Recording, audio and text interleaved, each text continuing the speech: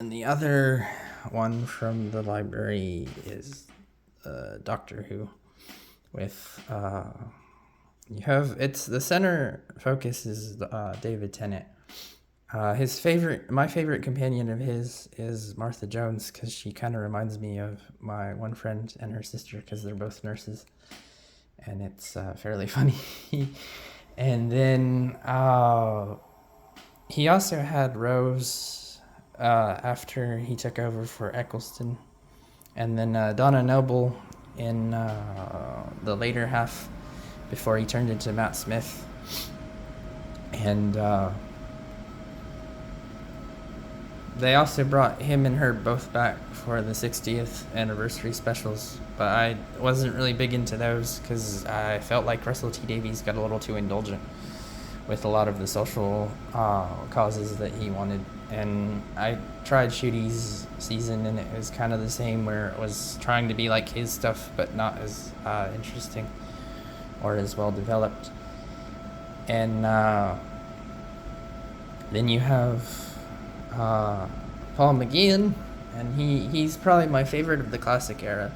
I won't lie, but he's kind of like Grand Admiral Thrawn in many ways, in that he bridges the old stuff and tries to make the new stuff more palatable. Because a lot of the ideas of your Rose Tyler, for example, came from Sylvester McCoy with Ace, but also you have his two companions, Charlotte Pollard and Lucy Miller. And then he also had Cerise, and then one of the Matt Smith companions, Handles, was inspired by Croton. And the only difference is that Handles is a talking head in the one Christmas special Matt Smith did when he turned into Peter Capaldi, and Croton was a full-blown Cyberman in the Panini mid-90s comics, which teased the notion of McGann turning into Eccleston, but instead Stephen Moffat had him turn into John Hurt in the 50th anniversary to explain the notion of the Time War, which he fought in and then got forcibly turned into John Hurt because the Cass lady crashed the ship.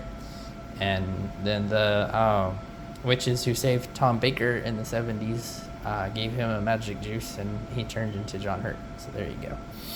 Then I was going to say, with Christopher Eccleston, besides the one season he had where he turned into David Tennant, he has a lot of Big Finish audios where he meets Roman gladiators, Napoleon, Lady Macbeth, the Brigadier, who dates back to the second Doctor, Patrick Troughton, and John Pertwee as the third Doctor.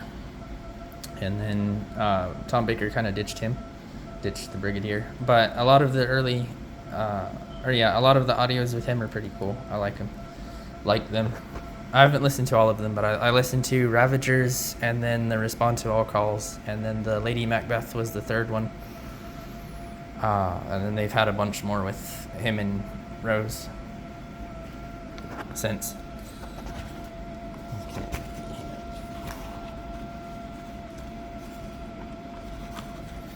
So we open up to a very confused David Tennant, and the way that the dialogue is written, you can feel that it's like an episode of the TV show, which makes me wonder if she watched a few of his his season's worth of the newer series.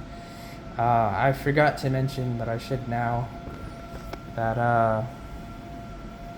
her comics that I've read would be she helped write the Amazing Spider-Man Renew Your Vows, where he was growing up, had a wife, that being Mary Jane, and a daughter, and they were all spider people.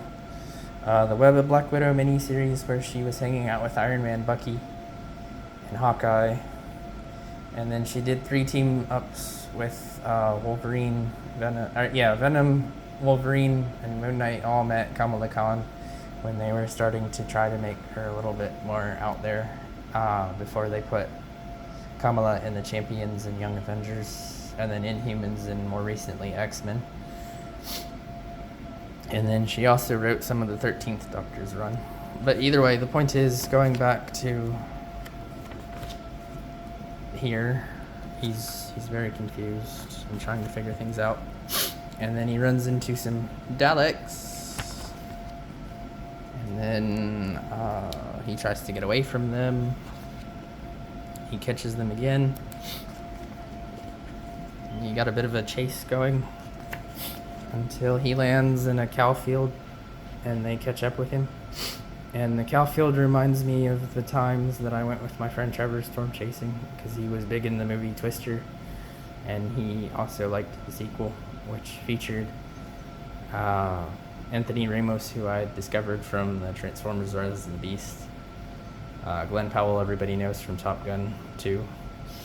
And then David Cornsweet, who was the most recent Superman, and is going to hang out with his cousin later this month. June, for sure. And then we have the Dalek saucers. And then they are prepped for an invasion. And a bit of a lengthy discussion, which Matt Smith, when he first had Clara as a companion, they had her trapped inside a Dalek. This scene with the whole thing reminds me of that. Alright, hang on.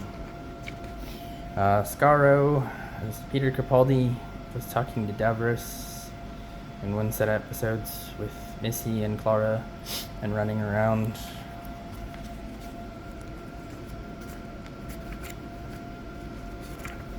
And all of the conversation with him and the Daleks builds up to a dude who looks like Clayface. They call him the Hond. Yeah. And what's funny about this dude looking like Clayface is that James Gunn is going to produce produce a movie for him without Batman. Even though Sony has already proven that they've made movies with Venom, Kraven, Morbius, and Madam Web without Spider-Man. And it's kind of lame because Venom came from Spider-Man in the 80s.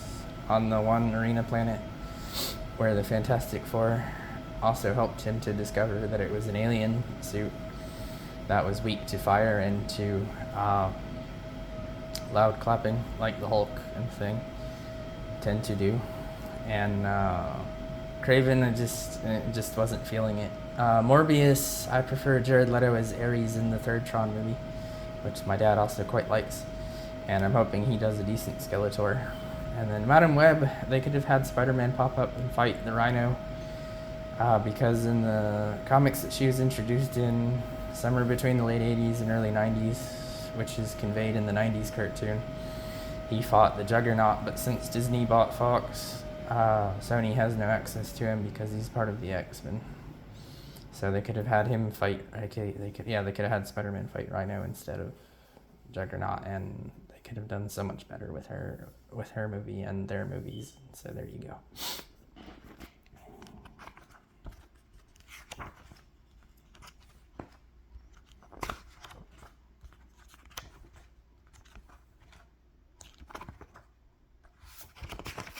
Hang on.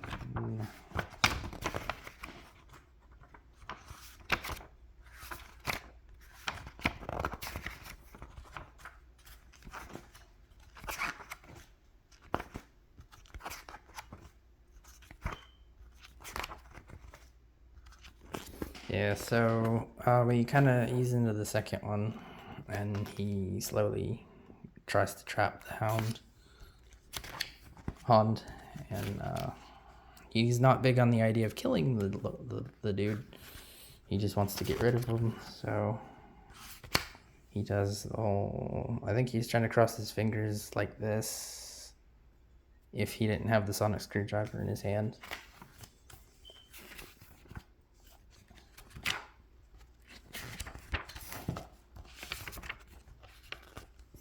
He winds up throwing it out in space. And so the Daleks aren't very happy about the treachery, because he likes to troll them a lot. It's pretty funny. He's on the run, and he bumps into the 13th Doctor.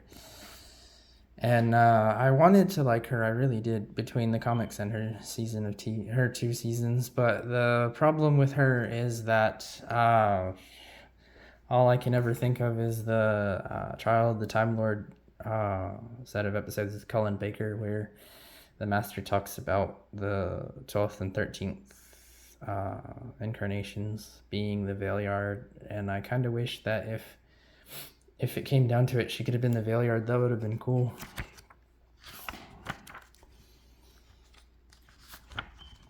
And Still Not Ginger is a reference to Matt Smith, who I like a lot, like him and Paul McGann. And speaking of which,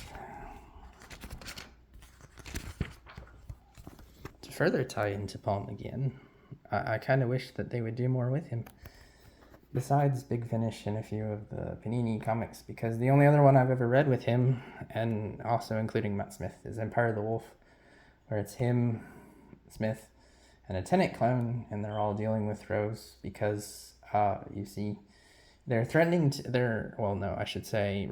Davies wants to do a Christmas special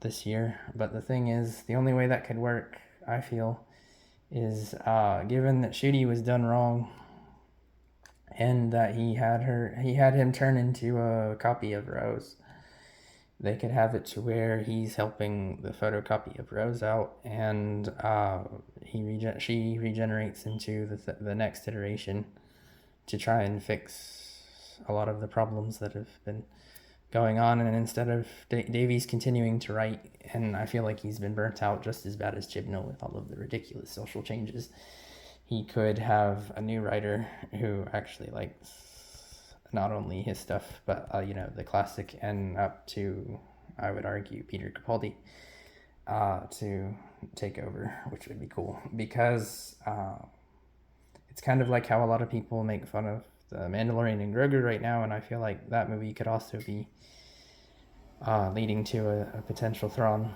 crossover, same thing. But yeah, that's pretty much it.